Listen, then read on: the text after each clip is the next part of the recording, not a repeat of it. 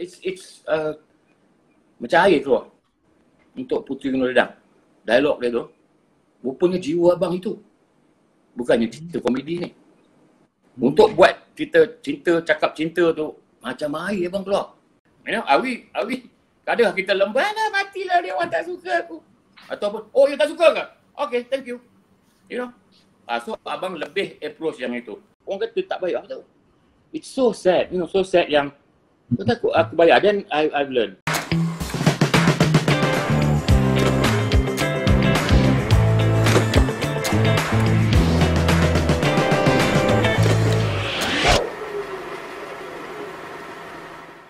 Oh, saya jadi terkedu lah bila dapat jumpa dengan orang yang saya anggap kata pembela saka, pembela hantu yang banyak. Barulah saya tahu kata apa orang yang belah hantu Kak Limah ni muka dia nampak baik. Hati pun baik. Hati baik. Ya. Sebab tu hantu-hantu dia boleh buat kita gelak dia. Hantu-hantu dia tak buat kita terkencing. Hantu dia tak buat kita terkencing malam. Hantu dia buat kita tergelak je. Bang, saya terus nak bagi satu soalan lah bang. Saya pernah sembang dengan abang sekali je dekat satu kedai di Petaling Street dengan Cik Saifuddin. Nama ingat tak penulis skrip Cik Saifuddin kan? Orang di 9, Cik Saifuddin. Saya buat. Okey. Kita jumpa. Saya fikir kata kehidupan personal abang bukan orang yang sangat jenakawan lah. Saya rasa abang orang serius. Saya tak pasti sama ada Mamat Khalid ni abang rasa abang seorang yang pelawak. Saya tak pasti, kita jumpa sekali tu je di NTV7 waktu abang buat drama The Velvet tu. Kita hai je. Tapi abang adalah seorang yang, saya tak fikir abang seorang yang pelawak lah masa saya jumpa abang dekat luar tu. Abang ingat abang rupa serius pun. Rupa dia memang serius lah. Tapi abang rasa abang suka buat lawak. Abang sengaja buat lawak. Abang selalu nak buat lawak walaupun orang tengok macam apa dia ni tak lawak pun kan. Tapi abang suka. Abang cakap tu dia defense mechanism kan. Apabila kita jumpa orang kita buat lawak tu kita meruntuhkan dinding-dinding yang tak best. So kita break the ice dengan jenaka tu. So daripada kecil lagi abang dah belajar tu, so abang gunakan itu apabila jumpa orang, bila kita bersembang dengan kawan. So jenaka ni, abang tak rasa diri abang ni seorang pelawak macam pelawak hebat macam Badul ke yang boleh, you know, dia untuk memang macam berdiri je cakap je dah lawak. Abang rasa abang tak itu, tapi abang suka gunakan approach komedi ni, lawak ni apabila sembang, ialah untuk merapatkan lagi jurang-jurang yang ada kalau ada lah, ataupun meruntuhkan dinding-dinding sejuk yang beku. So dengan melawak ni bila start gelak aja kita dah menang dah kan. Okey. So kalau diri abang sendiri, abang rasa abang serius kot? Ya, sebab saya rasa tahun 96 berarti lebih kurang dalam 30 tahun yang lepas. Tahun 96, 2006, 25 tahun sudah saya jumpa abang dengan bila Cik Saifuddin bawa saya kenal dengan abang tu. Lepas tu saya tengok abang buat The Velvet tu pun, masa tu saya tak fikir kata Mamat Khalid adalah seorang yang kelakar. So, saya kata abang sebenarnya kalau jumpa abang seorang yang serius. Tapi bila saya tengok movie abang, saya boleh faham kata mungkin the hidden side lah sebenarnya Mamat Khalidnya begitu. Bang, saya nak tanya satu benda abang. Macam mana abang obses pasal hantu-hantu lawak ni? Abang rasa fluke kot. It's a fluke kot. Abang bukannya nak buat cerita hantu lawak kot, abang nak buat cerita komedi je kot. So banyak komedi kalau you tengok daripada first abang Lang Buana is a komedi. And then Malaksa is a comedy. And then Rock is a comedy. Tapi dalam komedi tu adalah abang masukkan rasa-rasa nostalgic ataupun rasa sedih ke rasa semangat apa, itu part of the ni lah, deal. Tapi abang more comedy approach. So apabila buat macam-macam, even Kalau Malam pun is a semi-comedy kan. Kalau Malam belum mengambang, komik dia buat. And then apabila buat Hantu Kak Limah, dia dah really hit orang ramai yang rasa seronok. So Lepas tu abang buatlah cerita hantu lagi kan. Apatah lagi dengan Kampung Pisang bersiri-siri ni, bayang dalam 14 siri penuh hantu. So as if macam abang punya komedi hantu, but actually it's a comedy ya. Abang takut hantu, abang berasa macam hantu ni. Dan jangan kita buat komedi kan. Apa ni? Abang rasa it's not a hantu tu. It's cerita komedi ya. Abang akan buat cerita komedi, gangster komedi, semua komedi. So hantu tu just a part of the penceritaan lah. But I'm not really nak buat cerita lawak hantu. Abang lagi nak buat cerita lawak serius hantu, tapi I don't think people want to see it. Macam Lebuh Raya ke Neraka, it's a very cerita agama kuat sangat kan, cerita lepas mati ni. Tak ada siapa pun nak tengok. Itu maksud abang. So bila abang buat cerita hantu tu, abang really nak buat cerita serius tu. But abang tanya diri abang sendiri, abang tak nak tengok abang buat cerita serius kan. Tapi I really love nak buat cerita serius yang kadang-kadang what's love, apa yang ada dalam diri abang ni, banyak benda bercabang ni kan. Tapi it's always the comedy approach yang abang gunakan. It's always comedy. Sampai bila hantu kat limah ke, balik rumah kan, limah tu, it's really hit orang punya nerve, orang suka kan. So alhamdulillah abang layan lah tu. Okey, itu baru pemanas. Sekarang dah 1,400 orang. Okey, barulah Syarif. Mulakan intro untuk sesi temu bual malam ni. Kalau abang, kalau abang Ketua Haji Zainal jumpa Abang Mamat kira-kira 25 tahun lepas, saya ni selalu juga jumpa Abang Mamat ni. Saya sering juga pergi ke tempat Abang Mamat di Sarang Art Hub. Saya just nak kongsi pengalaman saya, pemerhatian saya dengan ribuan penonton yang sedang menonton kita punya live ni. Memang banyak side ataupun cerita yang menarik tentang Abang Mamat. Terutama macam mana macam mana Abang Mamat survive, macam mana rintangan macam-macam yang beliau perlu harungi sehingga yang kita lihat sekarang ini. Satu perkara yang saya tertarik dengan Abang Mamat adalah bagaimana walaupun ketika itu katanya sudah pun berkeluarga, beristeri dan ada cahaya mata, tetapi Abang Mamat mengambil satu tindakan yang sangat saya boleh katakan ekstrim apabila merantau ke Jerman, ke Eropah. Katanya untuk belajar, untuk mendalami bidang perfilman yang ketika kecil beliau tidak dapat berbuat demikian. Saya bila baca-baca bang, bila saya baca cerita abang ni, katanya arwah bapa abang dulu tak suka abang ni tengok movie dan sebagainya. Jadi soalan saya bang, ramai yang tak tahu bahawa abang pernah mengambil keputusan nekat untuk keluar daripada tanah air, berhijrah seorang diri ke Eropah selama agak dalam tempoh masa yang agak lama, berpisah dengan anak dan isteri untuk mengejar impian abang. Boleh share tak dengan kita bagaimana itu bermula bang? Okey, abang kena rewind balik lah kan. Tapi benda tu memang dekat dalam hati abang, pasal benda itu adalah titik-titik hidup yang abang rasa mula abang yang membentukkan diri abang tu. So life was dekat Ipoh was good. It was good. Abang kerja dengan Dewan Mendarai Ipoh masa tu. It's a good place, orangnya bagus-bagus. Tapi being myself yang kena pancekat pukul 8 pagi dengan doing kerja-kerja gomen, walaupun abang involved dengan music masa tu di Dewan Mendarai tu. It's very good. Semua orang best, sangat best. Tapi abang rasa kosong dalam diri tu. Abang really rasa kosong. Abang rasa macam there's more in life. Ada lagi dalam kehidupan abang yang abang nak buat, bukan yang ini abang tak. Tapi tanggungjawab abang dah ada isteri, dah ada anak seorang masa tu, umur setahun Zafar. So abang rasa macam abang kena hijrah.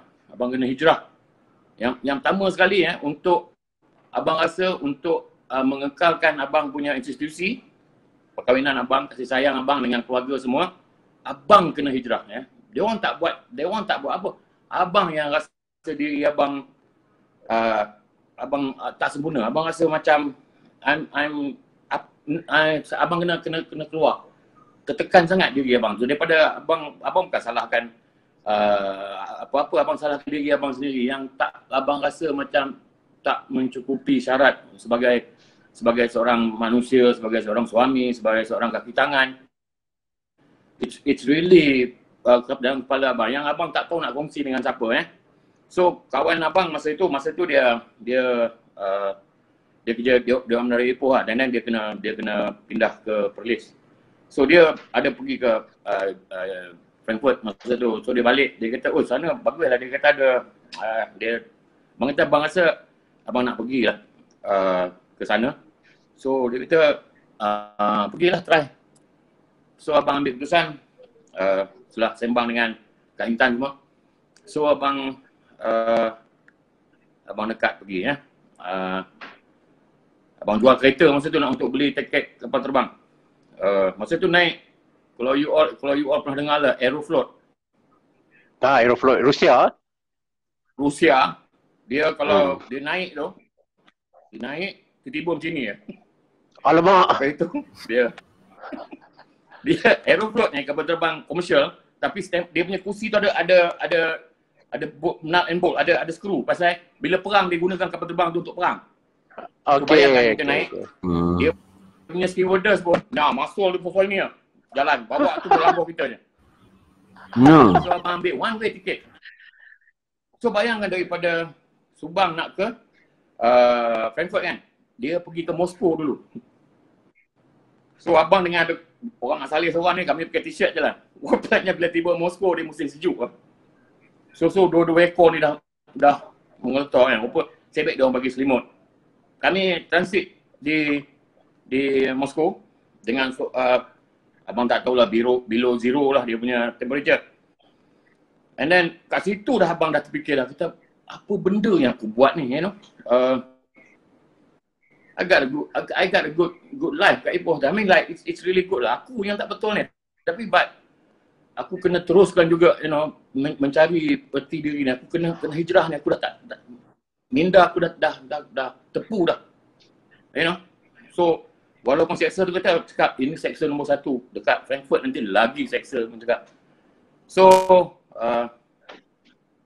berjam juga lah, berhari kot kami tunggu tu. Next flight pergi, tiba kat Frankfurt. So sampai Frankfurt, adalah bagi kawan so contact pergi jumpa. He's a Chinese guy. So dia kata nak jumpa, dia kata buat apa datang ni sini? Dia cakap aku nak mencari diri lah. Nak try apa yang boleh buat. Dia kata nak mencari diri, dia datang. Dia cakap aku pun tak tahu. Why?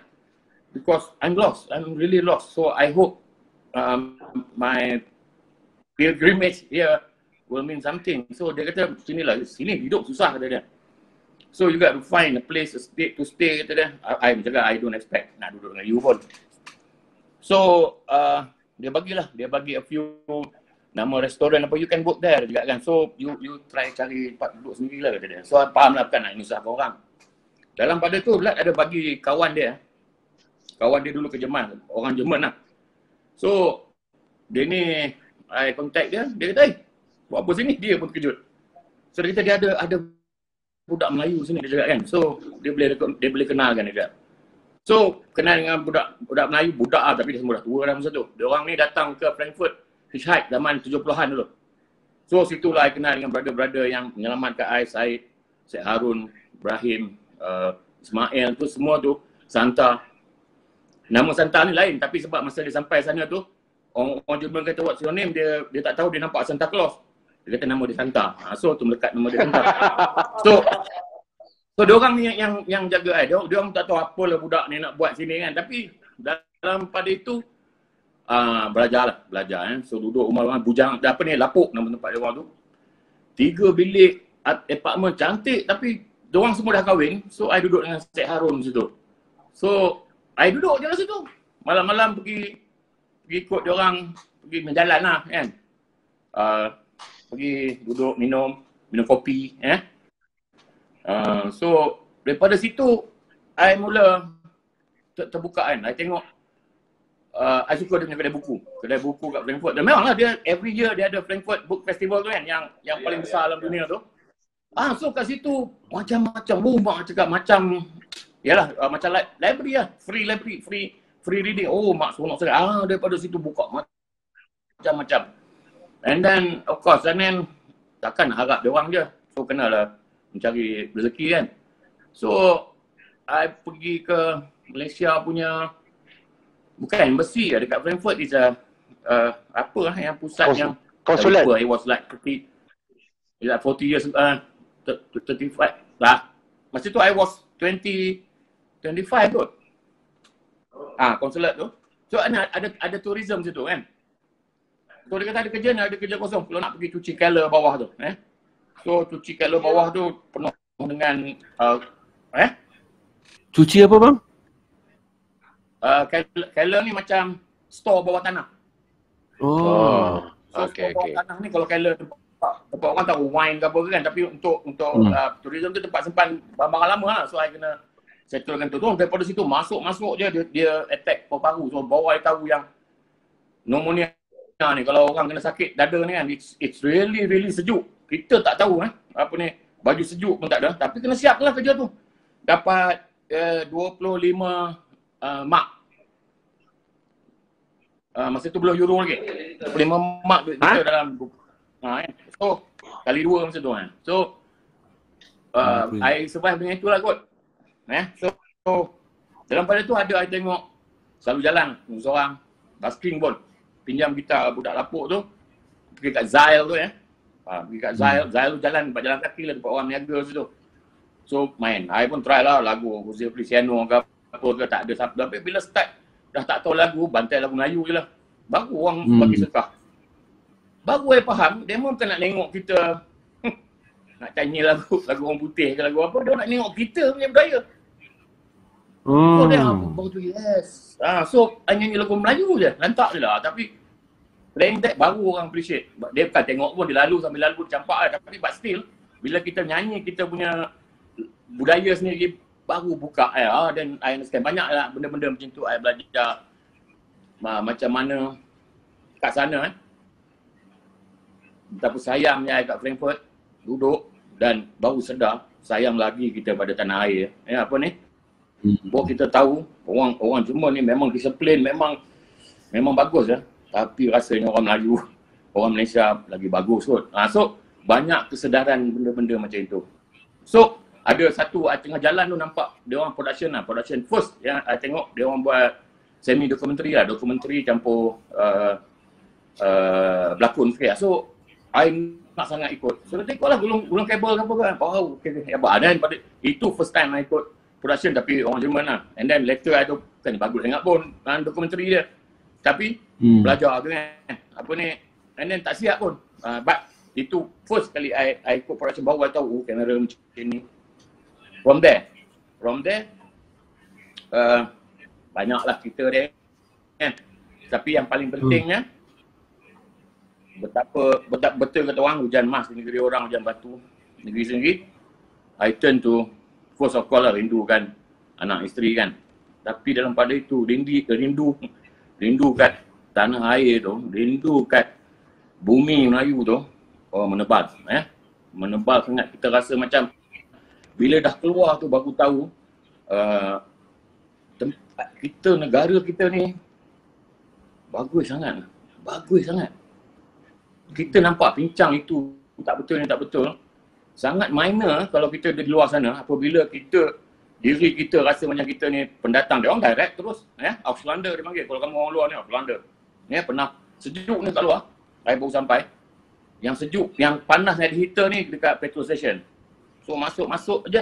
Masuk tak sempat nafas je. Out. Auslander out. Alau. Sebab kita ni orang luar. So can you imagine dia punya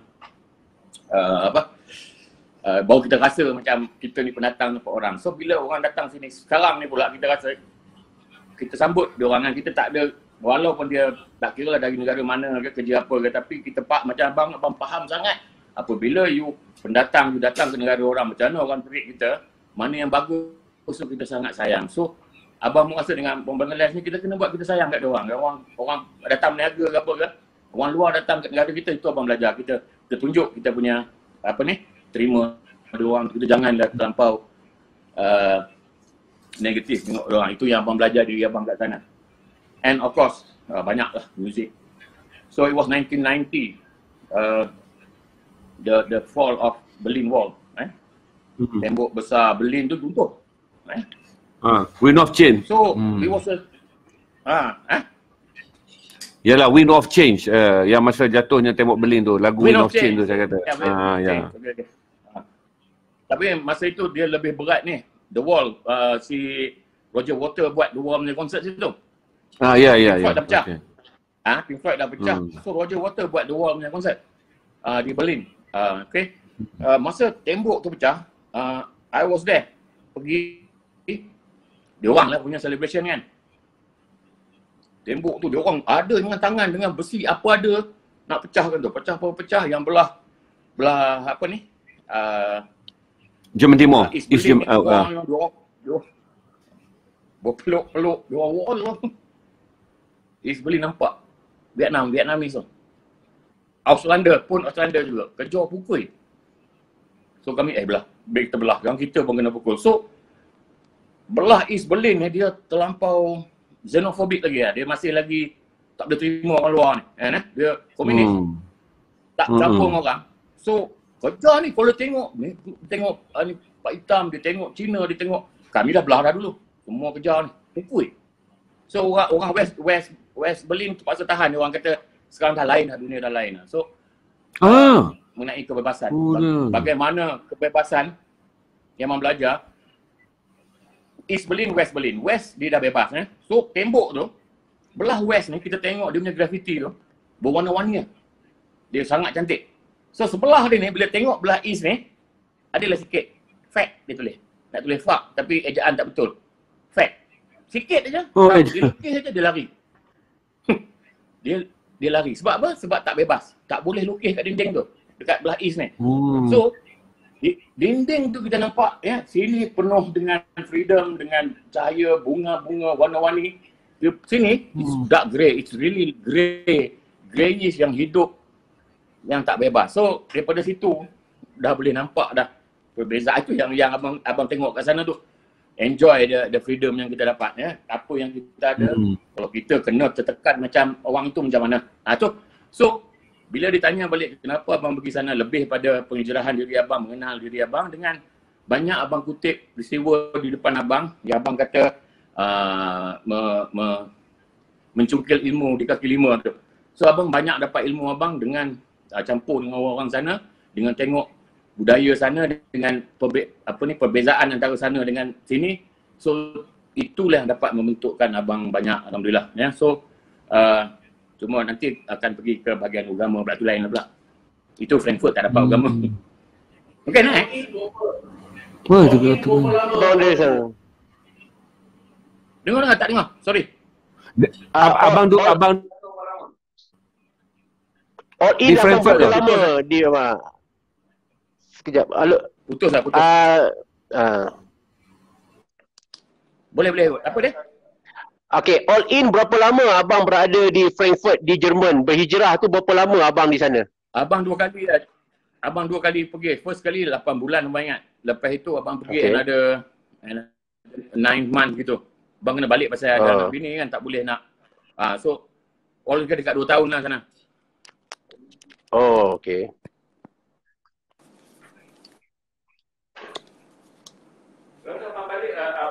Okey ni. Okey. Bang,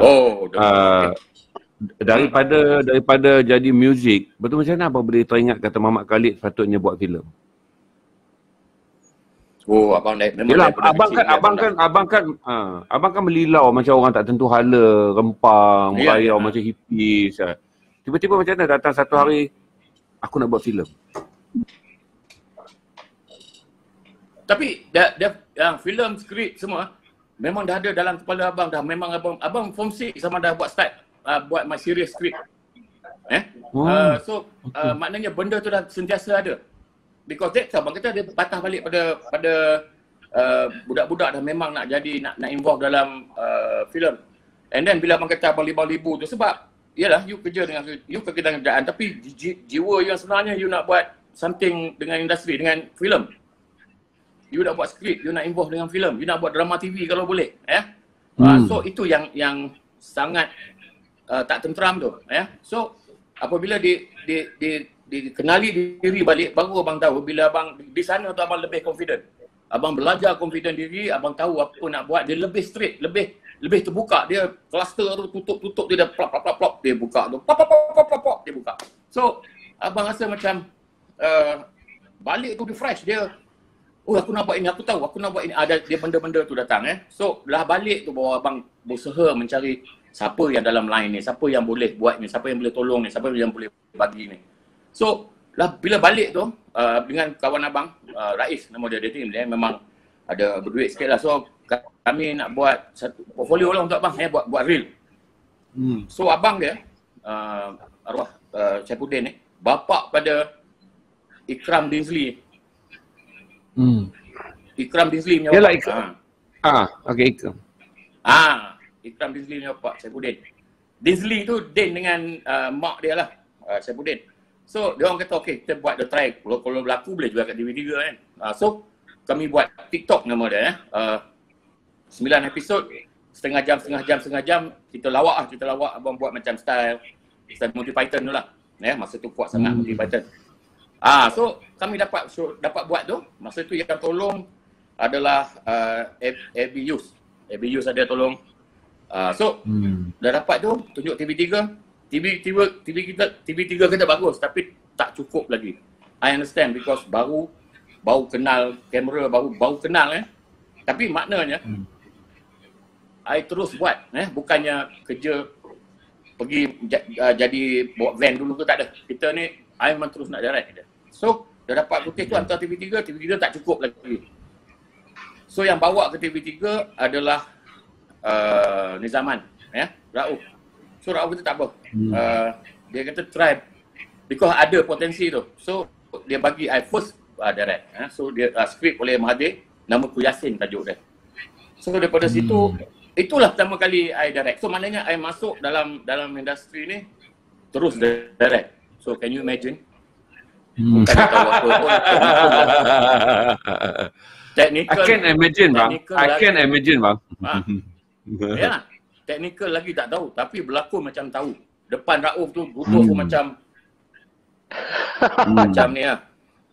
Macam Bernardo Bertolucci lah. Macam Francis Ford Coppola. Macam Fellini lah dia kan, dengan topi dia macam Fellini, tapi apa satu benda tak tahu. So bayangkan, nak direct kita tu, first time. Abang tahulah kamera kan. Tapi lepas tu, rupanya sebelah ni ada monitor lah. Abang kata, boleh tengok kat monitor. Okey. Ada seorang lagi kat sebelah ni. Kamu buat apa? Dia pegang buku kan. Saya buat konti bang. Konti tu apa? Konti tu abang tak tahu. Okey buatlah. Itu budak tu. Budak yang buat sound ni dengan dia punya adik ni kan, apa headphone ni pun. Abang tengok dah macam pilot dia ni. So dia bang, masa tu kamera nak recording ni ada satu deck pula lagi. Satu deck beroda pula luar. Itu rekod kita punya situ. So dia kat situ bang. Color bar abang nak berapa? Berapa lama? Aku apa benda color bar pula ni kan?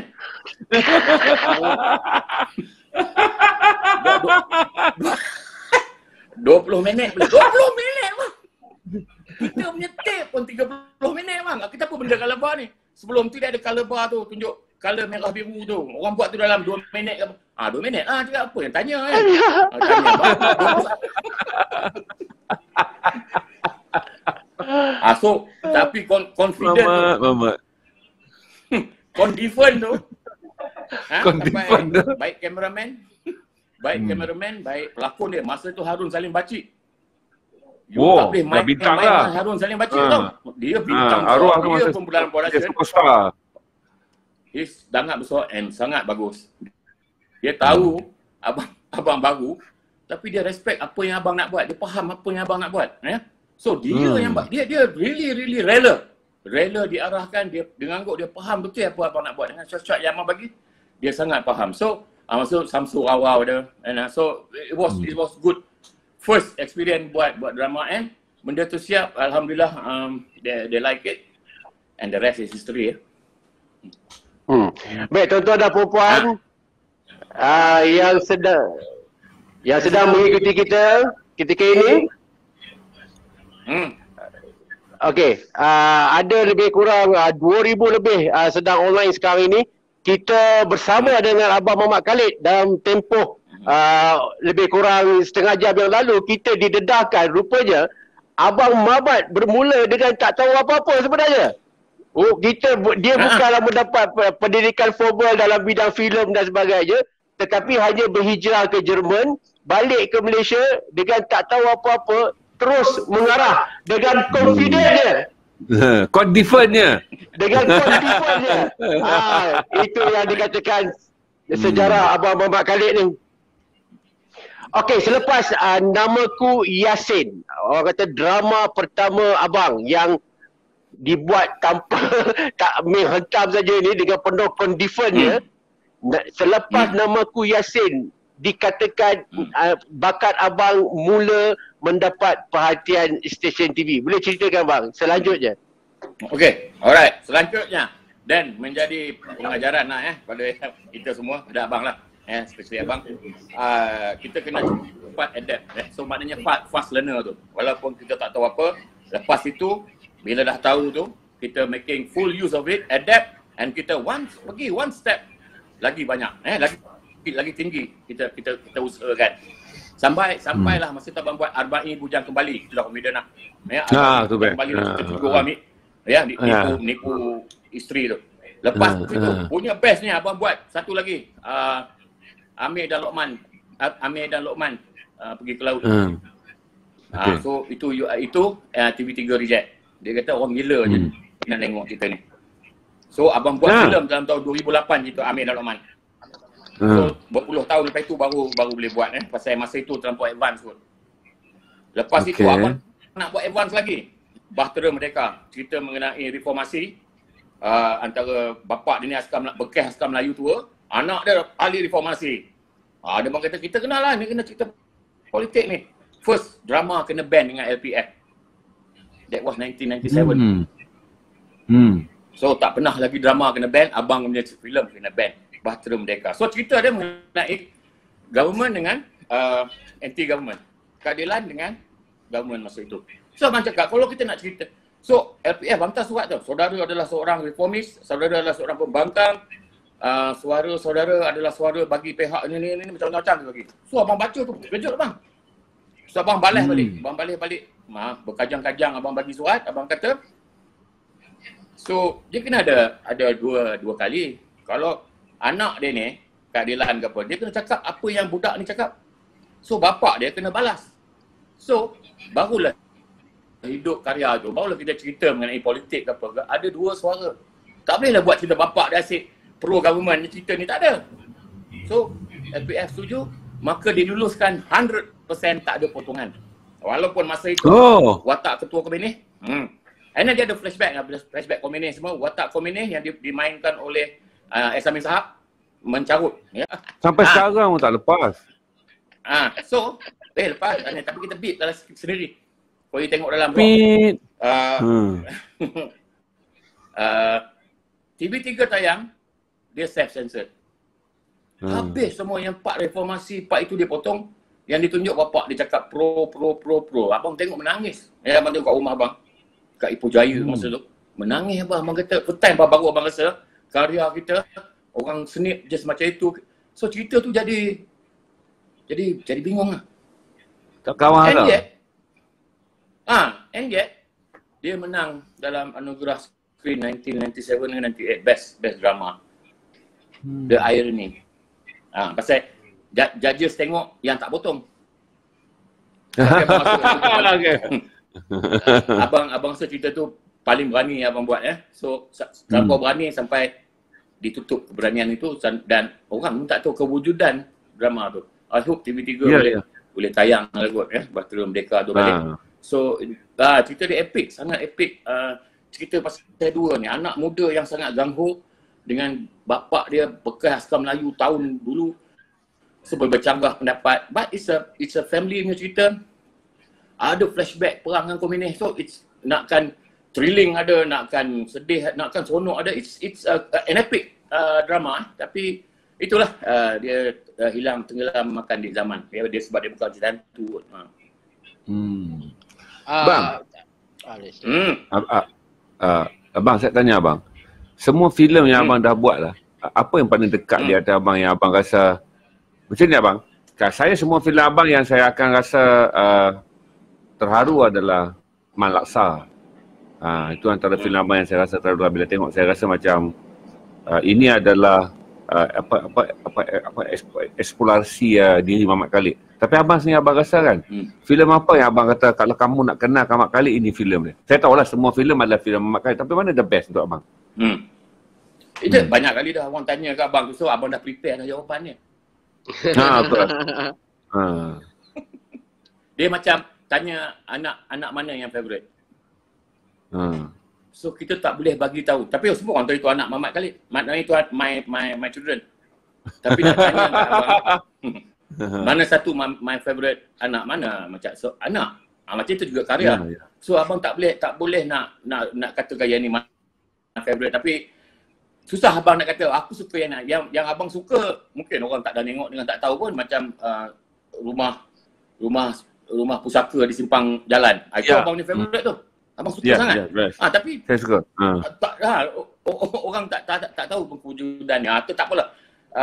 So bila cakap Man Laksa tadi kan, Man Laksa tu actually it was sepatutnya Makno Kusyari di Malam Amal Kampung Talang tu. The original is Makno Kusyari, Malam Amal Kampung Talang. Tapi but the studio tak agree because abang nak ambil Long Kamaluddin. Pasal nak sambung daripada Makno Kusyari dan The Velvet Boys. So dia orang nak lagi kuat. So that's why dia tukar jadi Man Laksa. That's why dia cerita tu Man Laksa. Actually that's why ada Brown Palari, ada the Green Bamboos, dia budak apakah. Ada dalam tu because it's supposed to be Makno Kusyari punya cerita tu. And dia tukar jadi Man Laksa. But I'm glad I buat, walaupun masa keluar tu it was a bit sad lah, kurang mendapat sambutan, but later on baru orang realise yang dia lain sikit lah kot dia ada touch sikit kot.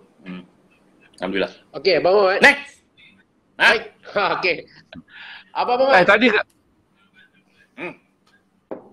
apa ni, Abang Mamat dikenali sebagai pengarah yang banyak menghasilkan drama-drama berbentuk komedi. Tetapi kita difahamkan filem epik Puteri Gunung Ledang yang sangat tinggi nilai estetikanya, yang menelan pembelanjaan besar itu adalah tulisan abang. Jadi ada pembaca bertanyakan soalan itu. Betul ke PGL ataupun Puteri Gunung Ledang ni ditulis oleh Mamat Khalid? Sebab dia macam tak percaya bahawa yang Mamat Khalid yang menghasilkan filem-filem drama-drama komedi ni adalah orang yang sama juga yang menulis filem epik Puteri Gunung Ledang PGL Tiara Jacqueline. Mamat, sila clearkan benda ni Mamat. Betul ke dia PGL tu memang karya Abang Mamat? Silakan. Okay. Skrip dia lah, skrip dia tu abang buat. Actually, the first skrip tu abang buat untuk katakan program TV. So it was ada drama hikayat, ada banyak cerita lah, Mesam Janggut, Menjok Pak Belalang, Puteri Gunung Ledang. So banyak kami shoot tu untuk NTV7 So bila Tiara dapat skrip Puteri Gunung Ledang tu, dia kata this is too good untuk drama TV, dia kata kan. So benda ni dia simpan, dia cakap kita boleh develop dia jadi filem. So kita okey lah, so buat lain lah. So tiba waktunya dia kata dia nak buat filem. So dia pilih first filem dia nak buat Puteri Gunung Ledang. So first kali tu memang dia TV punya, macam Hantu Kalimah is untuk TV punya. Tapi ditukarkan untuk filem. So macam tu juga PGL untuk TV asalnya. So bayangkan kena tukarkan jadi epik, jadi filem. So abang tu okeylah abang buat. Tapi biasalah abang masa itu tengah sibuk nak shoot Lang Buana. But that was itulah macam years ago, orang kata buat lawak. Tapi pada was permulaan daripada karya abang, hidup abang. Dia abang start mula buat script and directing. So Puteri Ledang tu abang kata kita buat lah. But untuk abang nak habiskan tu sangat, abang rasa macam abang ni sangat lengai Lengeh kata orang Perak, keluar dia apa? Prosticated, apa the English word for that? Okay. Piscocated. Nah, something like. Piscocated. Dengan yang itu sekali. So, sudahnya Tiara kunci abang dalam apartment dekat duta apa gitu. So, Villa. Dia punya orang tunggu villa kan. So, memang dikunci so baru abang dapat nulis ya. So nak makannya orang dia hantar. So abang nak keluar minum teh ke, orang dia bawa, lepas tu masuk balik, dikunci balik. So baru dapat settlekan tu. So kadang-kadang Tiong Hin, director datang kan tu, kita check apa nak buat banyak sparring dengan dia. Man Peh Hong, abang punya assistant dia pun datang juga duduk teman abang. So actually dia punya ayat-ayat keluar tu it's macam air keluar untuk Puteri Nur Redang. Dialog dia tu rupanya jiwa abang itu, bukannya cerita komedi ni. Untuk buat kita cakap cinta tu macam air abang keluar, you know. Punya jiwa rupanya abang ni ada taman kuat dalam so it's so easy for me to buat tu so lagi susah buat skrip komedi lagi abang kena pecah kepala. Tapi yang itu is sebitas lalu je. Banyak ayat-ayat yang buat tu is okay, dia macam itu. Which later I learn rupanya Lolok pun macam tu juga. Dia benda yang susah tu jadi senang, benda yang senang tu yang jadi susah sangat. So and of course Puteri Ledang dengan izin Tuhan tak akan jadinya kalau tak ada Tiara lah. Dia tu yang betul-betul yang usahakan benda tu siap. Kalau harap abang rasa yalah dia tak sampai lah, tak masak lah. Tapi Tiara Puasa dia buat cara ganas macam itu cara brutal macam tu, barulah benda tu dapat siap dengan cantik dilayannya. So abang ingat abang dikunci tu, ada sekali tu dihantar ni tukang urut lelaki. Apa bang, kalau perempuan pun tak ada isu bang? Kalau perempuan pun tak ada isu bang? Okey. Dosa masuk neraka kena ni. First time abang rasa yang urut Ci. Dia urut tak kena badan pun. Dia tarik, tapi you floating kan. You rasa diri you float. Dia tarik tu. Macam you. Memang rasa out of body experience ni. Memang out of body tu abang rasa. Bila dah habis tu, duduk balik, lepas tu fresh kepala, laju lagi lukis. Patutlah dia hantar orang ni. So tanya, lain kali saya nak macam mana kan? Boleh ke? Saya lain kali. Dia jawab satu je. You cannot afford me. Mahal. So, but I'm glad rasa yang black chi tu. Rasa chi tu dia ada yang bad chi, good chi kan. So yang ni yang bad chi lah kot. Yang dia keluar tu terasa macam apa ni krik-krik macam you bakar macam goreng ikan yang ada krik-krik tengah. Dia pergi gitu. So, wah, you float. Then you fresh. So, pengalaman dapat chi tu sangat bagus. So, but I cannot fault lepas ni kot. Dia cakap. Okay, next Puteri Nur Redang. This was what? Bang, dah tentulah orang nak tahu Ro'o lah. Balik-balik adalah Ro'o. Kerana saya fikir kata Ro'o adalah rakaman zaman yang paling berjaya abang buat. Di mana mengembalikan period 30 tahun yang hampir orang lupa lah. Lepas tu abang nak kena buat balik. Lepas tu abang menjadikan dia lebih mitos daripada realitinya. Dengan Zulkapan lah apa segala macam kan. Abang cerita sikit macam mana yang boleh nak jadikan Ro'o tu. Makin tidur kan teringat nak buat Ro'o. Tengah berak ke idea datang. Tengah kencin ke idea datang. Sebelum tu abang buat Lang Buana.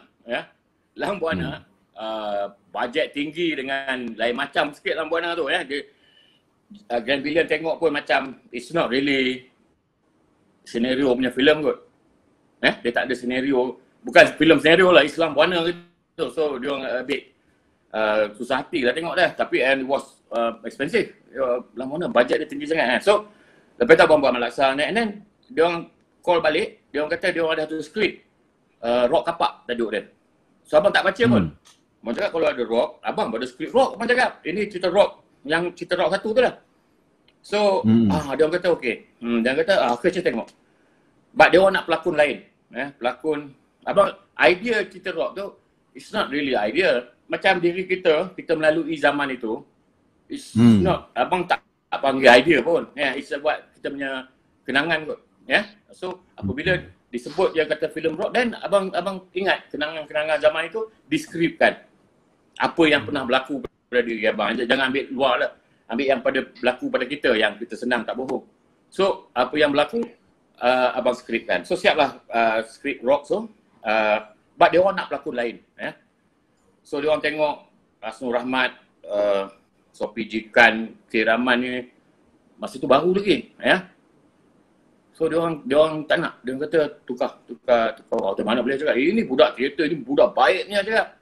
Dia boleh menjiwai ni. Tak boleh. Dia orang nakkan, adalah nama penyanyi dengan ada 2-3 orang yang tak payah abang sebut, yang lebih handsome dengan, tapi tu penyanyi dia bukan pelakon.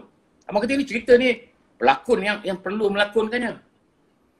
Abang fight lah untuk budak-budak Rimba Bara ni.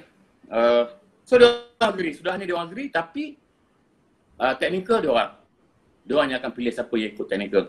Sepatutnya itu Raja Mukhris ikut kamera, tak boleh. Technical. Abang tak tahu apa di sebalik why filem yang kita nak buat ni dia jadi berpuak-puak gitu kan. Dia patut satu tu buatlah, tak kira lah apa kan kita buat, tapi tak ada. Oh, kamu nak ini kena macam ni. But that was Grand Villain dulu, 25 tahun dulu kan.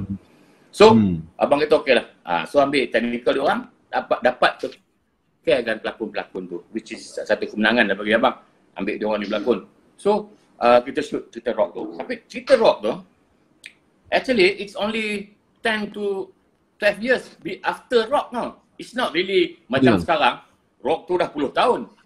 Tapi masa buat tu, it was only 10 years kot after rock dah pupus. 10 years. So jarak dia tu tak jauh sangat masih fresh lagi. So that's why umur Z tu masa tu berapa dah dikalkulatkan tu. So abang rasa dia tak, masa first keluar dulu dia tak apa pergi sangat because it's still baru 10 tahun. Orang tak rasa nostalgic ke tu. So bila rock 2 dengan rock 3 tu dah memang dah lama. It's 20 years after that baru nostalgic tu datang. So dia lain, orang punya perception terhadap filem tu lain. So but nak buatkan rock tu macam itulah. It's not about cerita orang lain tapi siapa yang berlaku pada diri abang dengan keliling abang yang abang tengok. So nak kata satu rekaan pun tidaklah, dia benda yang pernah berlaku. That's why orang kata it's a documentation period itu. Because abang buat di period itu yang apa yang abang ingat. Dia tak ada kita nak reka. Cuma macam pakaian dia. Cuma abang sedih masa itu budak tak dapat. Masa zaman itu seluar dia pakai tali pinggang besi tu, opahnya. Opah kan dia pakai tali pinggang besi tu. Ya. Abang pun baru dapatnya, tali pinggang punya opahnya ni. Ya. Ini dia pakai jalan kat pekan, kira dia king lah. Dia rockers abang. Tunjuk abang, tunjuk sikit bagi terang. Ni opah. Ini barang rare. Ni mak perak main ni. Oh. Ni tak pernah pakai opah. Dulu opah pakai ni. Dia ini yang ambil opah punya lah pakai. Setengah orang ambil peluru. Peluru punya belt tu. Okey. Itu kalau berjalan tu orang yang ke tepi lah. Dia seorang. Kalau ada. Okey. Punya mahal ni. Tak ada pinggang opah ni. Punya opah. So, abang rasa abang ambil apa yang abang tahu, abang alami tahun itu.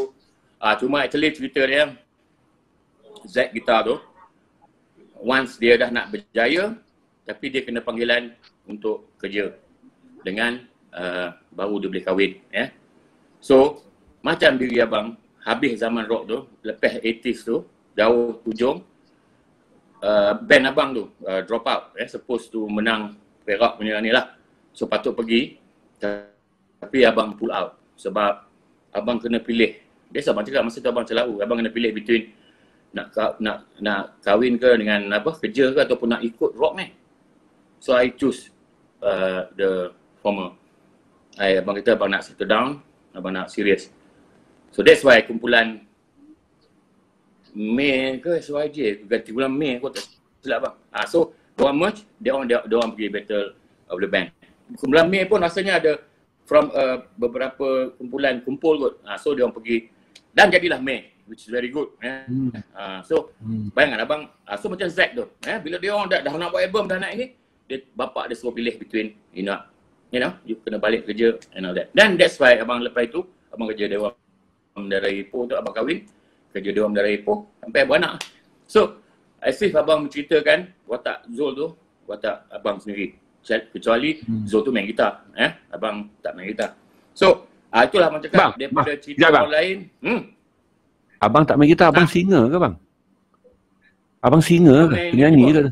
Abang ikut singer. Kalau singer tenggelam stage tu, tak nampak band boy kat belakang tu. Abang main keyboard. Okay. Abang main keyboard. So dia macam grup-grup ni lah, grup-grup ni kan, Pink Floyd ke apa ke kan, Deep Purple dari keyboard. Jamloknya keyboardist ni, keyboard ni is a frustrated guitarist tu. Dia tak nak jadi guitarist. Dia main keyboard. Dia jamloknya dia nak main gitar ni, keyboardist ni kan, dia tak dapat main gitar, jadi tapi pun jadilah dia main kan, macam bagus ni. Tapi but that's keyboardist.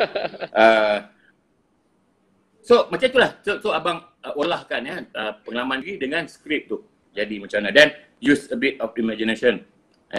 So macam watak Jijo tu, watak Jijo tu betul-betul macam basis abang rupa dia, cara dia cakap dia tu. So Bridget macam basis abang Bijan nama dia. Tapi tu cerita lain lah. Next. Okay bang.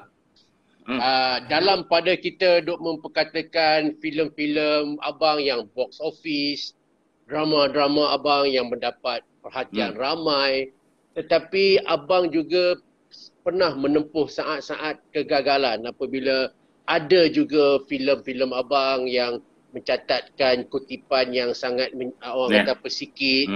Ada juga drama abang yang dikritik hebat.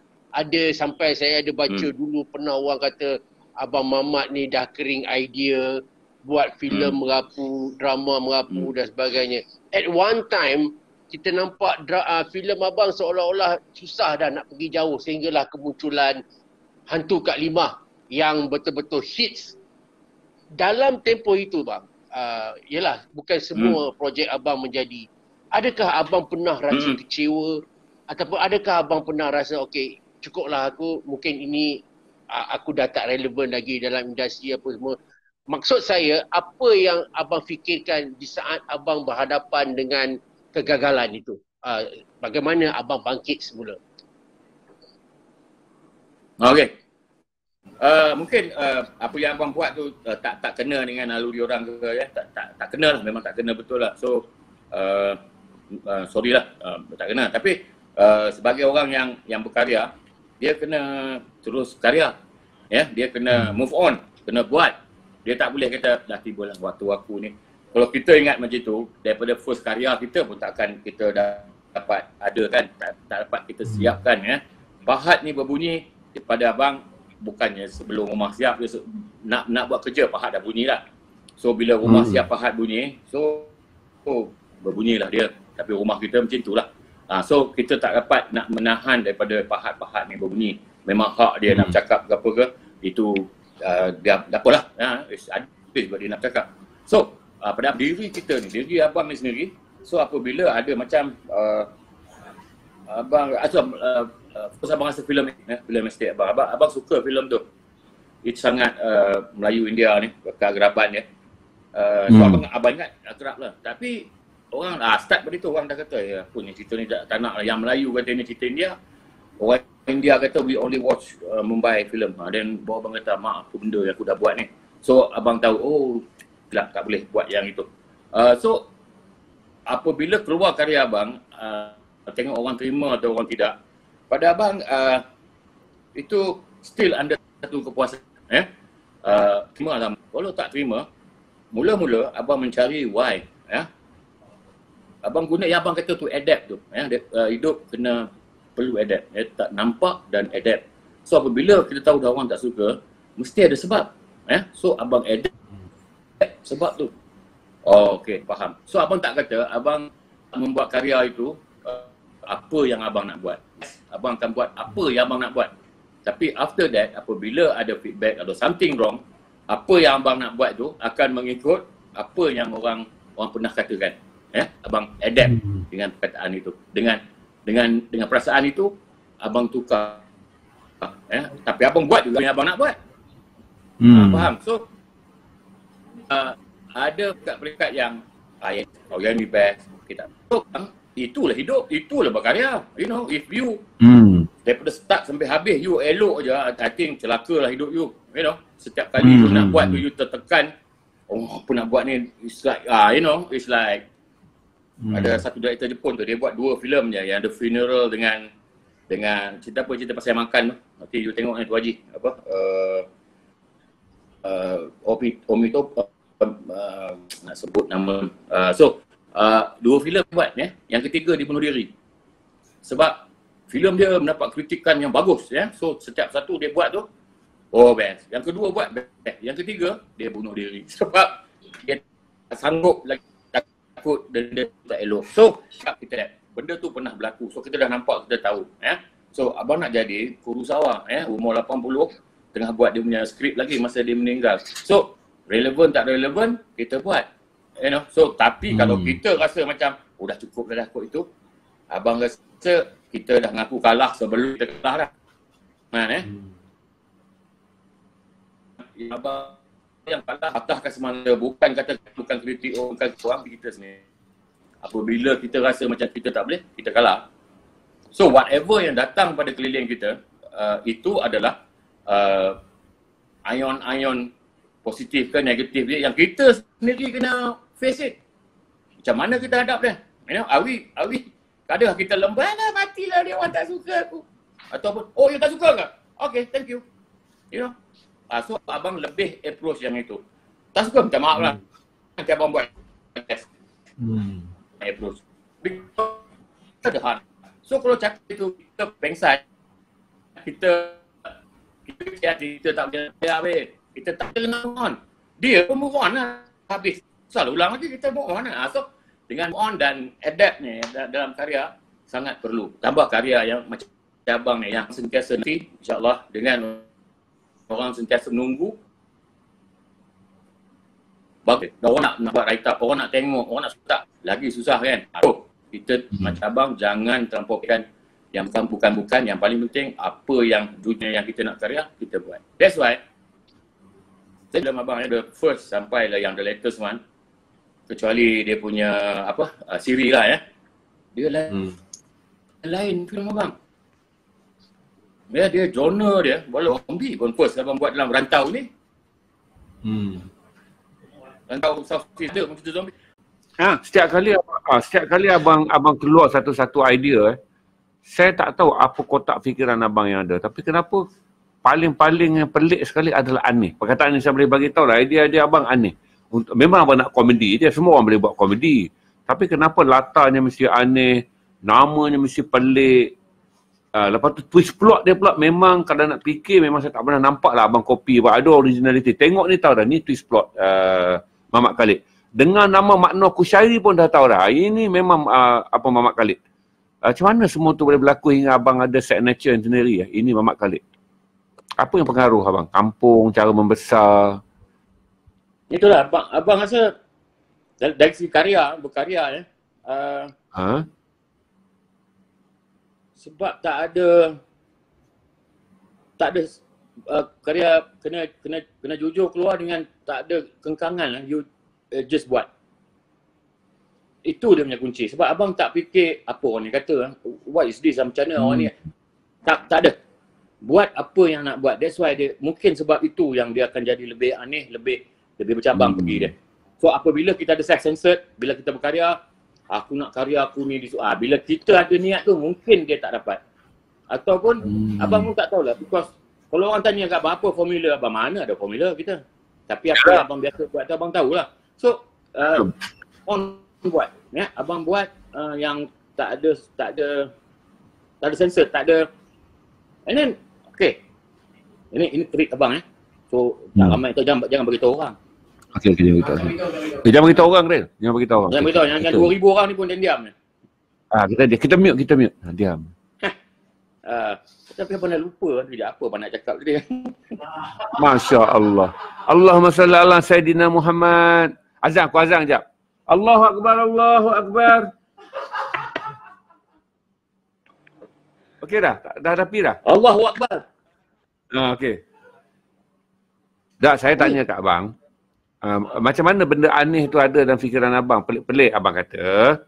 Abang memang nak buat, abang memang buat je. Abang tak akan peduli apa orang nak kata. Kalau abang start fikir je nak apa orang kata, idea tak akan keluar. Atau abang baru, ni aku nak bagi tahu. Apa dia? Allahu Akbar. Tu saya kata dah abang blur. Blur tu ke? Tak apa, tukar tajuk bang, tukar tajuk. Tukar tajuk. Kalau abang ingat kan, abang bagi tahu. Tempat tu keras lah bang. Tu aku cakap, masa kau ubah aku dah nampak dah tempat tu keras. Keras tempat tu. Dia jaga bang, tempat tu keras lah bang. Abang, boleh saya sebelum abang nak jawab soalan Tuan Haji tadi, saya nak tanyalah satu. Saya tahu dan saya dengar halangan ataupun cabaran yang abang lalui di sebalik kegemilangan yang orang bagi pada abang bukan satu benda yang mudah. Bagaimana abang berpindah daripada Ipoh ke Tanjung Malim pun katanya ada cerita. Bagaimana kutipan yang berjuta-juta sedangkan abang ada dapat ciput pun ada ceritanya. Banyak benda-benda luar yang kita tengok indah dalam perjalanan seni Mamat Khalid ni, tetapi hanya abang saja yang tahulah apa benda yang abang lalui. Tetapi nampaknya abang macam sentiasa nak tunjuk pada peminat abang bahawa abang macam okey, tak ada masalah. Masuk ICU, koma pun keluar, boleh direct lagi apa semua.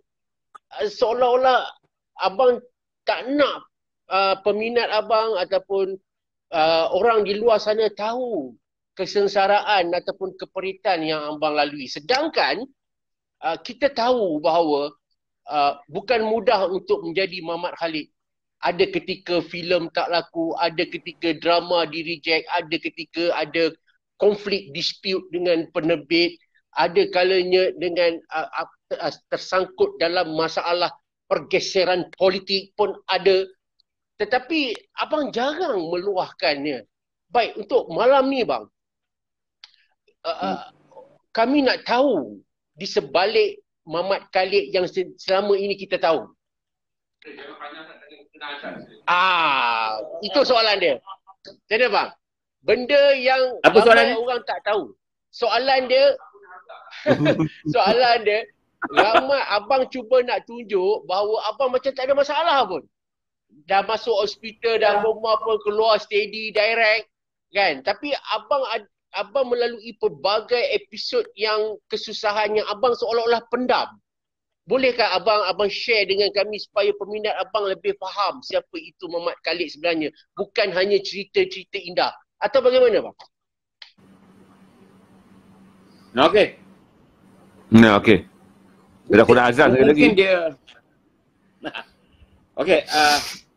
Alright.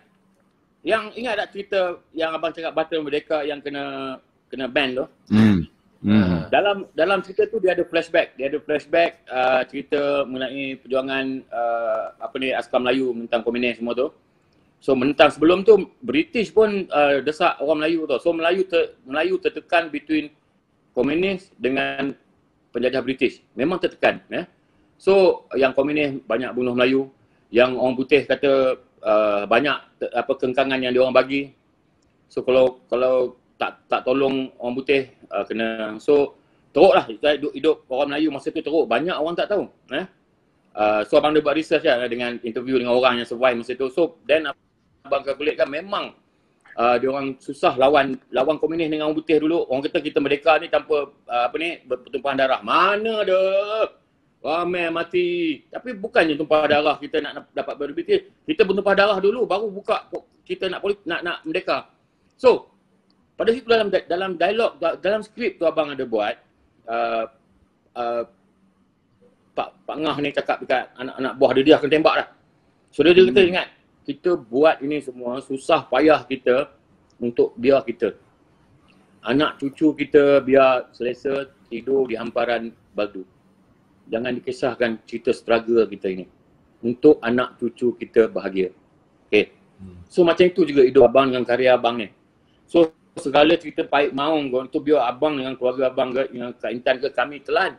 So yang pada you all ni, you all tengoklah karya abang yang selalunya ceria, yang komedi, itu yang abang nak. So cerita yang remeh-temeh, cerita abang ke, cerita yang sangat menyedihkan, pada abang tak relevan. Pada abang tak perlu kot. Nak meraih simpati, abang tak faham. So biar yang indah-indah kau tengok. Biar yang indah-indah kau enjoy. So kalau ada cerita belakang ke, cerita yang menguris ke, yang sakit ke apa ke, itu abang. So berpegang pada skrip abang boleh realize yang skrip abang tu, abang live by it. Abang hidup dengan skrip yang abang reka waktu itu. So itulah hidup abang kot, yang abang letakkan pada watak-watak yang abang pernah wujudkan dengan izin Tuhan. So macam abang kata tadi apa, pahit maung, simpati ke, abang tak tahu. Ni Aziz M. Osman atau Aziz M. Osman cerita kat abang masa abang koma kat hospital, abang sakit. Aziz cakap dengan Amin, anak abang, dekat katil. Dia kata, marilah kita buat tabung untuk bagi papa untuk rawatan. Abang boleh cakap, apa tabung-tabung tak nak. Abang pun tak tahu, itu waktu koma tu. Koma aku dah pada reject dah, janganlah nak bantu orang sakit ni kan. Apa ni abang kata, biarlah Kak Intan usahakan dengan saya payah dia, bayar duit sakit ke apa ke, duit hospital ke, jangan nak nusahkan orang. Abang tak tahu, abang koma masa tu. Aziz sendiri kita. Kau tak pergi telefon ni, abang ada nombor telefon Aziz. Kau telefon Aziz. So bayang, itu aku kata, abang it's more like, abang yang indah-indah tu koma lah. Ya. So kita ni, as a maker, as a filmmaker ke apa, itu cerita kita lah. Itu kita pendam lah, kita simpan lah, itu kita. Right? Jenis kita punya. Tapi yang nak dihidangkan, jangan dibebankan masyarakat. Kita pun asas 50 pun seni memang untuk masyarakat. Berapa masyarakat nak tahu kita pula nak susah ke? Itu berbekalkan skrip yang abang buat tu, abang hidup, abang live baik. So kalau you nak tanya about ketidakpuasan hati ke, abang rasa abang tak akan, dan abang tak mau dengan abang tak nak cerita lah. I mean like tak apa lah kot. Boleh? Maknanya pendam lah. tu. Ya, cukup. Kami Pendam. Ya. Yalah, pendam berahi kata orang. tapi orang tahu Muhammad Khalid tak akan cakap buruk orang. Muhammad Khalid memang daripada dikenali oleh semua orang, dia tak akan cakap buruk orang. Muhammad Khalid dalam live dia adalah kalau kita nak keluarkan sesuatu, keluarkanlah satu yang bergembirakan orang. Itu sifat Muhammad Khalid, semua orang tahu. Dia tak akan gosip orang, dia tak akan condemn orang. Tapi mungkin itu pun belajar kot, abang belajar Abang masa zaman abang dulu lah, zaman abang yang lost years abang panggil tu. Zaman lost years tu, macam-macam abang buat kerja, ada buat grafik, buat ini. So ada dua orang, abang yang seorang ni buat, nak ambil satu job ni Telekom Ipoh ni So nak buat kad raya ke apa ke, very minor tapi but it's too big lah pada kami. So bila masuk pitching untuk ini tu, dia tanya, belah sana tanya, belah Telekom tu tanya, macam mana dengan yang sekolah ni, kata macam dia punya design bagus, kerja dia up to date, memang cantik. Itu yang seorang cakap, dia said very bad things about you, kata kan. So why you cakap tu? Cakap boleh bad thing, then I'm bad lah, tapi setahu I dia kerja dia bagus. So dia kata then you get the job. So but then dia tak ada susah, tak ada salahnya kalau kita knowing orang tu bagus ke, yang kita sangka elok aja, itu kita cerita, itu kita buat. So dapat job tu, walaupun it's nothing but it's so big lah bagi kami, bagi abang masa tu sangat besar. So attitude macam tu. So itu abang cakap, abang belajar. So tak salah kita cakap bagus walaupun orang tu bunuh kita. Kita cakap elok nothing wrong. Apatah lagi orang yang memang elok. apa salahnya kita cakap dia elok kan lah. Macam itu abang. Selalu prasangka elok. Selalu prasangka elok dan kalau kena kat diri kita apa ni nak buat macam mana? Luar biasa. Boleh? Okey. Terima kasih cikgu. Terima kasih cikgu. Izinkan saya tanya satu soalan tu Haji. Ini daripada penonton kita ni, Abang Mamat Khalid. Dia orang nak tanya macam mana Abang Mamat Khalid boleh cipta, boleh extract talent-talent yang bukan orang kata dah sedia ada famous. Abang Mamat berjaya mengorek bakat-bakat mereka, orang-orang biasa ni yang bukannya insta famous, yang bukan selebriti, mengangkat mereka dan macam mana boleh memilih mereka untuk menjayakan watak dan watak itu menjadi. How Abang Mamat Khalid identify bakat-bakat tu? Nama-nama yang kita tak pernah dengar pun. Tapi tiba-tiba bila diorang keluar dalam karya-karya abang, diorang ternyata bakat ataupun lakonan mereka sangat wow. Macam mana Abang Mamat Khalid identify talent-talent itu? Abang rasa dialog biasa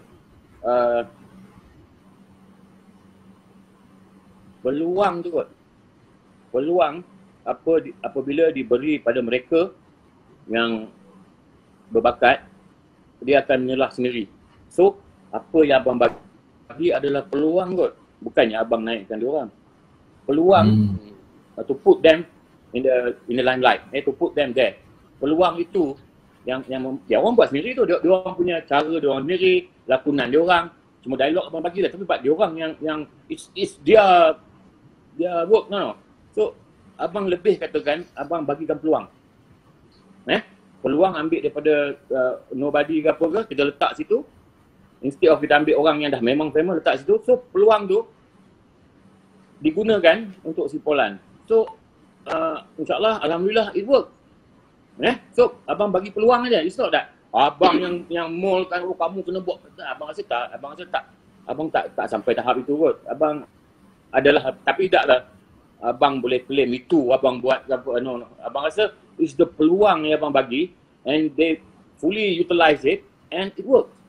So, katalah cari apa kan, abang bagi peluang untuk jadi something kan. Cari sebelum tak ada bagilah peluang bang. Bagi betul-betul bang. Bagilah betul-betul. Nak. Nak. So, saya dapat peluang tu. Saya dengan peluang itu daripada orang tak bagi. Pasal saya ada minta dekat anak usul Aslam tu pengenamanya pun. Tapi tak dapat. So abang bagi. Abang letak situ and it works. So peluang, it's about peluang yang abang bukakan untuk orang-orang yang sebelum ni bukan pelakon ataupun orang biasa kan. So it's about peluang. So kalau ada pengarah lain, producer lain yang sanggup beri peluang, mungkin ramai lagi. You know? So siapa nak bagi kat Dewa Sapri, Cik Purnama, udah oper pecah rumah habis tu. So he's the one yang ikut abang daripada my first, nama aku Yasin. Nama aku Yasin, he's the only one yang orang luar, maknanya abang director bawa dia. Dia berlakon dengan buat art department. Dia tolong abang. So itu yang tie abang dengan diri abang is Dewa Sapri. Dia ikut nama aku Yasin. So ada watak dalam itu, abang mula ambil berlakon. Dan seterusnya sampai filem latest abang, Dewa Sapri wujud. He's the only one yang wujud dalam setiap filem abang. Alhamdulillah. Rasa abang orang lain tak nak ambil orang apa itu. Saya tak tahu nak tanya apa dia. Saya rasa macam terkedu dah bila interview Mamat Khalid. Saya rasa abang seorang yang baik. Yelah. Bang, nak jumpa orang baik sekarang susah bang. Kita jumpa orang baik sekarang ni dalam cerita je. Mana ni baru saya tahu kata tak claim, tak bagi tahu itu. Saya rasa banyak benda baik yang boleh dipelajari daripada attitude. Tak tahulah. Tapi contoh dia macam ni ya. Abang ingat ada 5-6 tahun lepas, abang nak buat t-shirt. Kenal seorang baru first time kenal. So abang kata, okey, abang nak t-shirt ni dalam 50 pieces okey bang, abang bayar dulu bang. Aku kata, boleh aku bayar dulu? Aku kata, aku bayar lah kan. Yalah, tapi dengar cerita abang tak bayar. You know, how frustrated orang cakap yang kita tak kenal ni. Atau siapa yang cakap abang tak bayar duit ni? Dia ada lah orang cerita. So macam mana your reputation proceed you? Dia datang dulu sebelum you. Orang kata tak bayar tu. It's so sad, you know, so sad yang aku bayar. Then I've learned. And then ada ketika, this is lagi lah kejut I. It's like dah lama dah jumpa seorang, kak, kamu ni dulu ada berlakon Nama Ku Yasin kan? Balik Nama Ku Yasin balik. Ada, dia marah. Kita memang kita duduk main sembang. Yalah, dia duduk. Tapi dia tak nak cakap apa. Last kali pun cakap, abang tak patut. Apa dia cakap? Ada ke saya berlakon 4 hari abang bagi RM20? Kata kan? Abang kata abang mana ada bagi duit? Abang bukannya PM. Yang bagi duit tu production manager abang direct. PM tu bagi RM20. Dia kata abang suruh bagi banyak ini je. Ya Allah itu. Tahun dendam dia tu. Dia dendam dengan, mungkin dia ludah je apa dengan abang sebab peristiwa macam tu. Dia PM bagi dia RM20 sebab kata abang suruh bagi.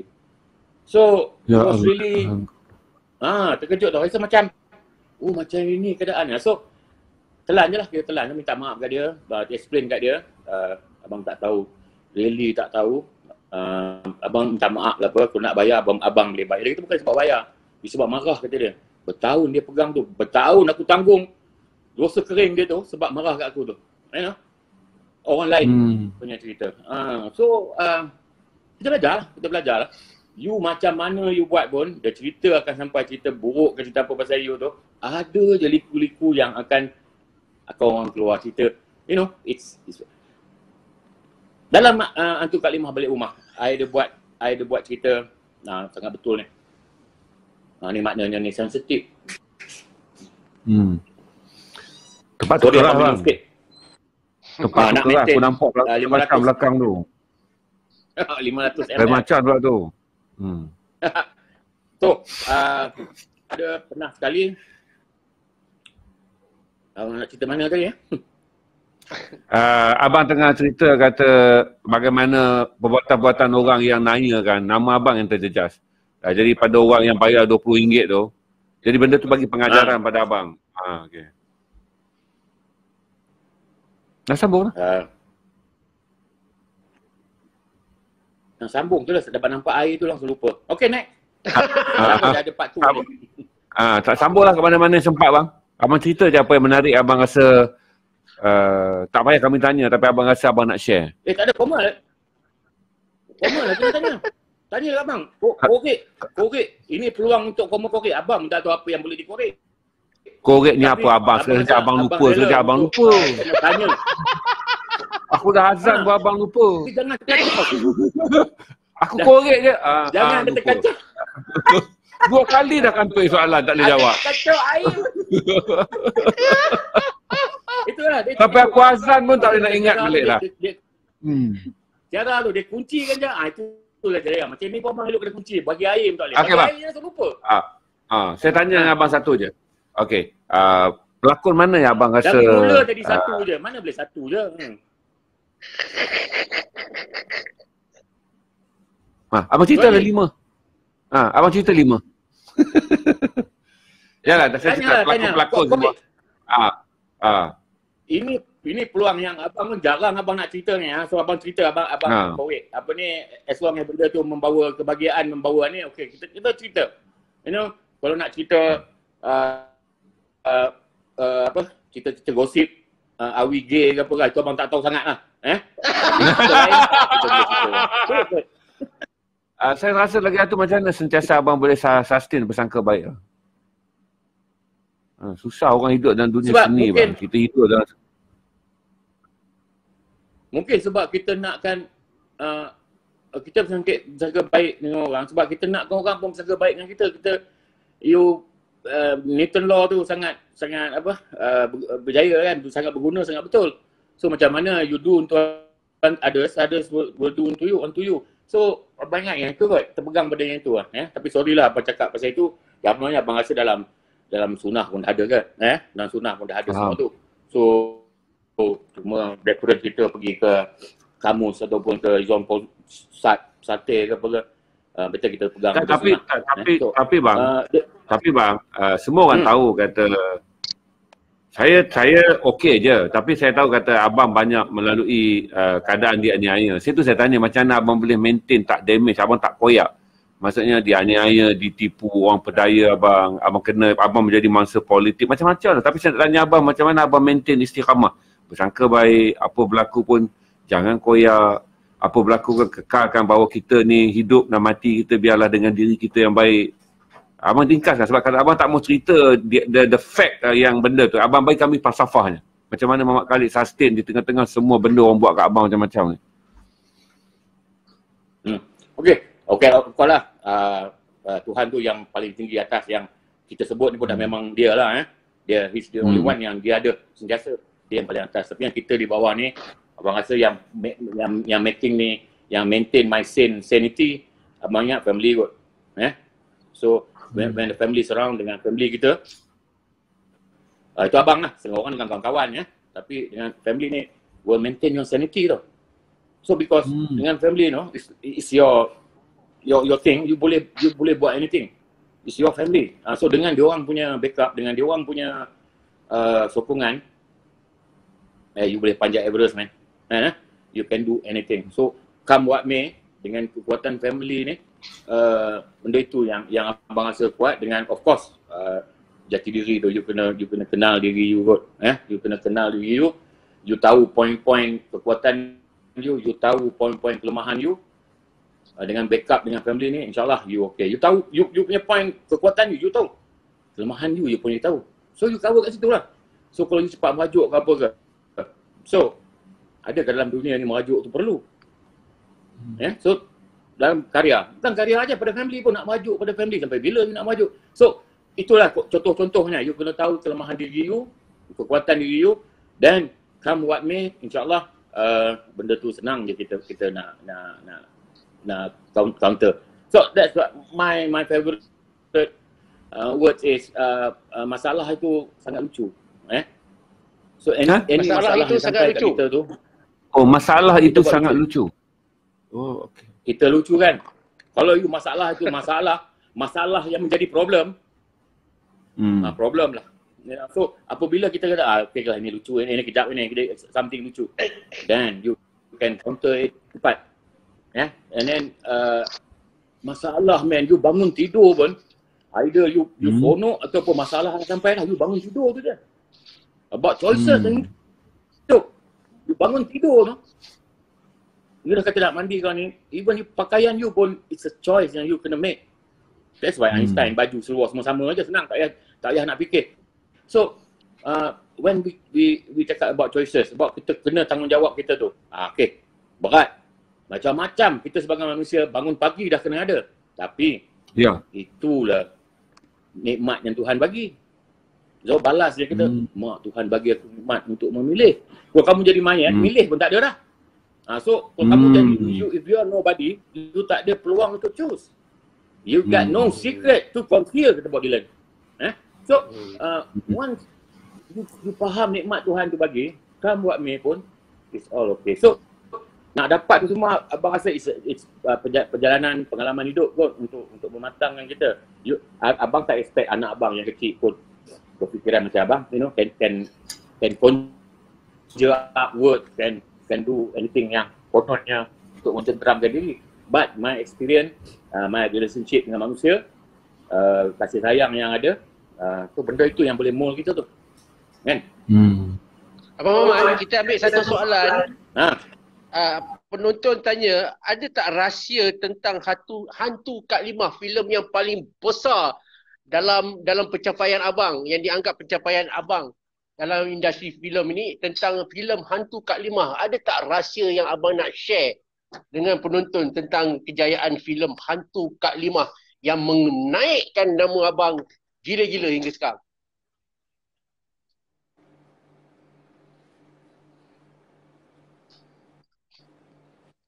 Kita apa Allahu Akbar, Allahu Akbar. Hantu Kak Limah. Bukan. Dia dah nak ceritakan apa? Kejayaan. So okey, apa rahsia ada tak benda di sebalik cerita hantu Kak Limah yang ada rahsia di sebalik hantu Kak Limah tu yang abang tak pernah cerita? Yalah. In fact, nama tu dengan cerita the original hantu Kak Limah ni, nama dia nama daripada Sabadi. Tapi cerita hantu tu dekat kampung abang, dekat kampung seberang, ada cerita takut tu masa abang budak-budak dulu. Dia mati tapi orang nampak mayat dia berjalan, rambut ngobang. Dia mencari, dia panggil nama laki dia. Dia mencari nama husband dia. Dah tu tak malam orang nampak. So yang abang dengar cerita kemudiannya, orang kampung pergi bawa, panggil nak berubat dah, nak panggil laki dia tu. Rupanya laki dia tak berapa sihat. Laki dia dah kena buat dia nasi kangkang semua tu. So bila perempuan ni mati, tak sempat nak minta maaf pada suami dia. So kononnya dia roh dia tu berjalan minta maaf pada laki dia. So laki dia tak boleh minta maaf sebab dah gila. So maknanya the lost soul, roh isteri dia ni bergelumang lah dengan syaitan-syaitan semua. Tak ada, itu cerita masa kecil lah. So sangat sangat takut masa tu. So berbekalkan itu, so abang conjure up cerita hantu Kak Limah balik rumah.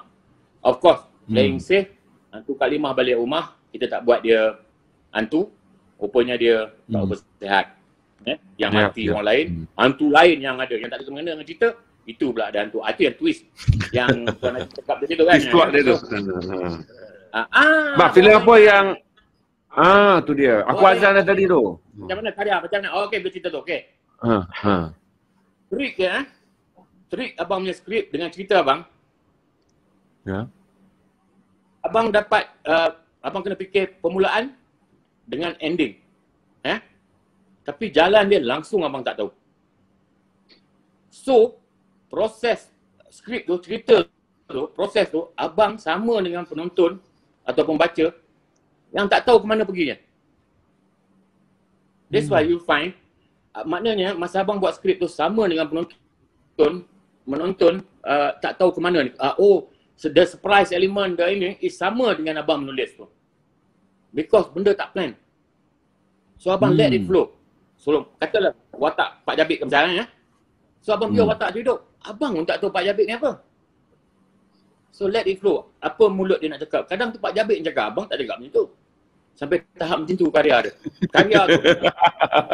Macam tu. Faham tak? Ya? Faham. Dia cakap macam tu. Ini cakap macam ni. So kita buat. Walaupun itu kita yang ni, kita pantang kita penulis skrip adalah don't play God. Jangan jadi Tuhan. Jangan tentukan watak ni pergi sini, dia ni pergi. Jangan. Because kita bukan Tuhan. Kita buat skrip aja. So, let it flow. So, nak dapatkan watak tu flow, kita sendiri yang kena tahu ke mana flow tu. Tapi watak tu punya surprise, kita as a penulis pun, kita, dia ni macam ni rupanya. Rupanya dia ni dulu, masa kecil pula. Kita sendiri baru tahu. Itulah jenis-jenis skrip, macam mana abang buat skrip. Abang Mamat. Okey, tu trik-trik abang buat. Mana dalam buku nak ngajar orang macam tu kot. Abang Mamat, saya nak tanya tentang satu demi satu aktor abang dalam filem abang pergi meninggal dunia lah, kembali ke rahmatullah. Bermula dengan Pak Jabit, arwah Zami Ismail, kemudian Yen Sepang, tak silap saya, Beradi nama dia apa tak? Arwah apa kan? And then yang Rap Khalid. And then yang Azwan, arwah Azwan, seorang demi seorang watak-watak utama yang memang orang kata dia orang kalau berlakon ni ke berlakon dengan abang lah. Susah nak tengok dia orang ni di wajah di tempat lain kan Adakah itu memberi kesan yang sangat hebat dalam diri abang sebab abang ada hubungan lebih pada sekadar pelakon saya rasa.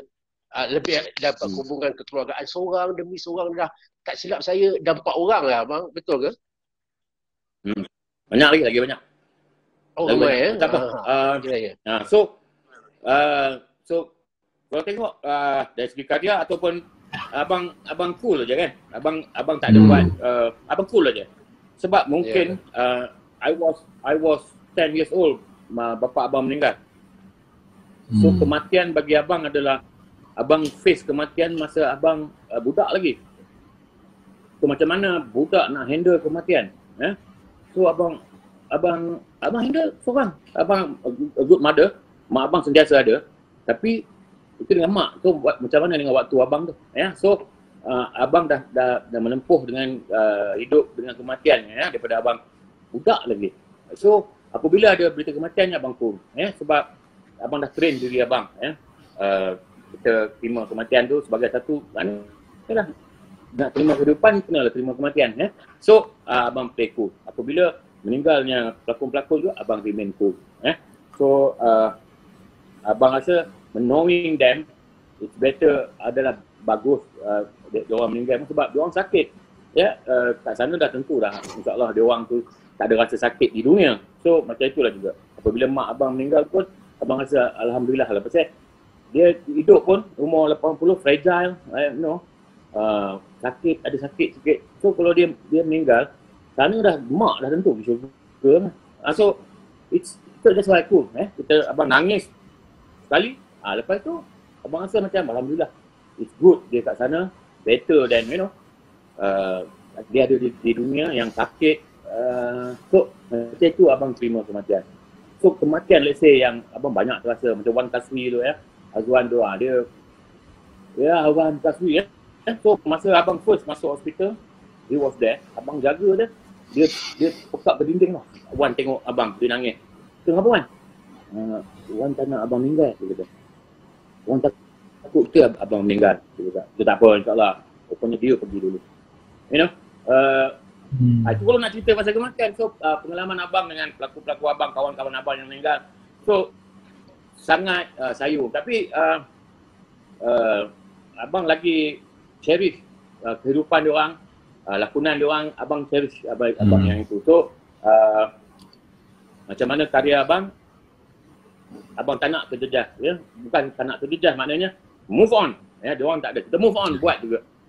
So itulah abang punya approach pada kematian, pada personal, sahabat-sahabat dengan sekeliling. Bang, soalan akhir bang. Filem apa baru yang abang nak buat, yang abang nak ambil aku jadi hero tu lepas ni? Saya heroin. Ada juga. Mayat hidup kembali. Mayat hidup kembali. Abang jangan main-main bang. Aku ada janji ni depan beribu orang ni. Aku akan hidup depan dia dengan hari-hari. Bayangkan satu hari aku adalah aktor yang akan berlakon di buat filem Mamat Khalid ni. Kau jangan tarik janji bang. Dan saya heroin. Kau tarik janji kalau aku mati dulu aku jadi hantu datang kacau kau. Ada filem apa lepas ni? Abang ada plan buat filem apa lepas ni? Abang banyak. InsyaAllah. Apa ni, sekarang ni PKP ni. Tapi abang dengar bulan Ogos ni dah boleh start shoot dah dengan SOP semua. So abang ada buat iklan. Iklan untuk Merdeka. And then ada some untuk drama. And then hujung tahun abang buat filem tu boleh insyaAllah. Oh busy dah jadual Okay. Abang dah ready dengan abang, jadi bang, saya akan apply cuti hujung tahun ni. Berapa hari syuting tu bang yang melibatkan saya dalam filem tu? Berapa hari syuting bang? Boleh. Ya tak, saya nak tahu berapa hari syuting. Dah hero, sekarang saya hero filem tu. Berapa hari saya nak apply cuti? 2 hari. Siang datang. Hero 2 hari. Malam shoot. Itu ekstra. Siang datang. Malam shoot, esok balik. Jadi mayat dia. Mayat hidup kembali. Koma ingat koma juga. Lagi ramai yang offer nak berlakon. Abang cakap banyak ada jadi Alamari Laut ada kan. Jadi kira saya jadi mayat tu kira okey lah Ada orang yang menang anugerah pun jadi Alamari Laut je. Okey, nasib baik. Yang tak tahan hero 2 hari je cuti. Kompon. Okey Mamat, terima kasih banyak kerana sudi bersama 1 jam 40 minit dengan kami. Walaupun apa abang cerita pun saya akan ingat bahawa Mamat Khalid adalah seorang yang baik. Maknanya Mamat Khalid berkongsi dengan kita orang bagaimana menjadi orang yang baik, bersangka baik, husnuzon. Pastikan kalau kita rasa kita pernah dianiaya kerana orang burukkan kita, jangan sekali kita burukkan orang kerana aniaya yang sama juga akan menyebabkan orang tu alami seperti mana kita alami. Saya ingat pesan Mamat Khalid dalam hidup kita adalah kita bagi kegembiraan pada orang. Kegembiraan yang orang, keperitan kita simpan sendiri. Itu menjadikan Mamat Khalid seorang Mamat Khalid. Tak ada orang yang menjadi luar biasa kalau dia tak ada rahsia diri, resipi diri dia. Itulah kita belajar resipi diri Mamat Khalid. Kami terima kasih banyak Abang menggurui kami banyak benda malam ni. Yang tak akan kami temukan dalam filem Abang. Tadi ada dalam interview ni. Interview ni akan diharap ditonton dan anak cucu sampai bila-bila untuk belajar tentang seorang Mamat Khalid itu sebenarnya bagaimana. Terima kasih banyak Abang. Kami hargai Abang, masa Abang, kesihatan Abang. Tadi kata pergi toilet. Itu asyik lupa. Lepas tu bang, tempat tu keras bang. Kau kena pindah. 2-3 kali lu aku azan pun tak datang balik. Puas aku azan. Selalu aku azan sekali je bang. 2 kali aku azan dalam live ni. Sini je yang tadi kursi. Yang tadi tak apa. Yang tadi okey. Terus. Okey. Assalamualaikum warahmatullahi wabarakatuh.